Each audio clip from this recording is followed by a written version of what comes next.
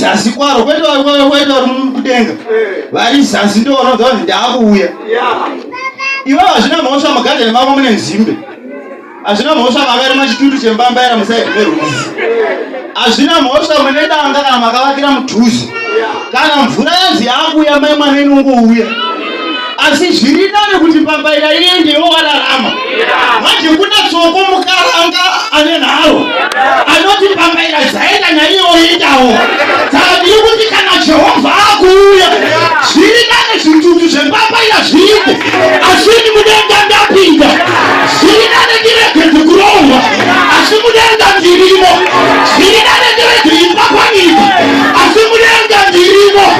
Zviri nani ndishaiwe mbereko, asi mudenga ndirimo. Zviri nani ndishaiwe bhara, asi mudenga ndirimo. Zviri nani ndishaiwe mukomana, asi mudenga ndirimo. Mukwasha handina, asi patapura ndirimo. Lazaro mudenga arimo. Zvikati Mwari mutumei kuno, kune vanofunga kuti baba vaikutuma panyika vekudenga vachakutuma. Ndaiva hazigero panyika, asi kwete kudenga. Ndaiva gatijeri panyika, asi kwete kudenga.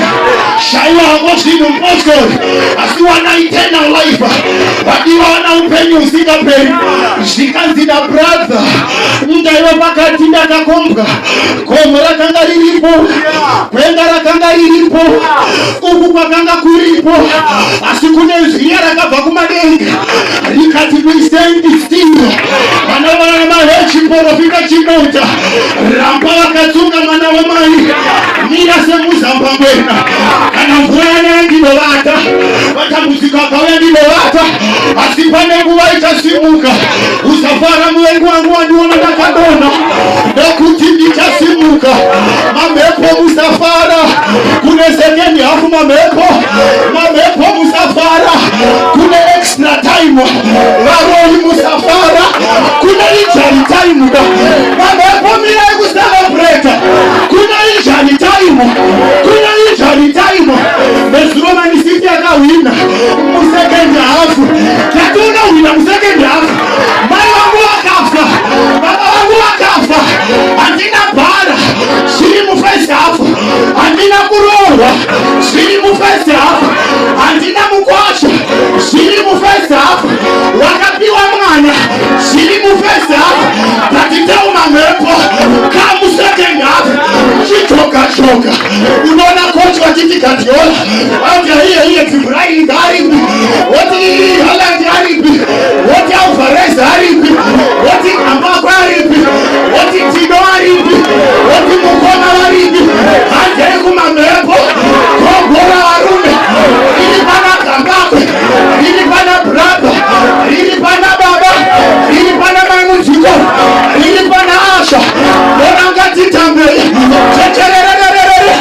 Vanhu vakabata mabhosvo, vari kukuza, vari kumhanya, vari kuti mhanya, vari kuti papiya tata.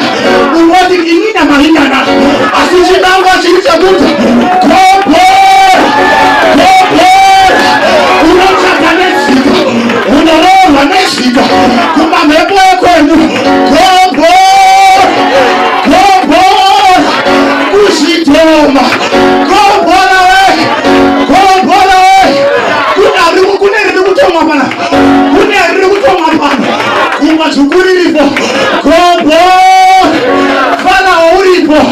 Gobhora unochata nezvita, unororwa nezvita, unowana utano nezvita.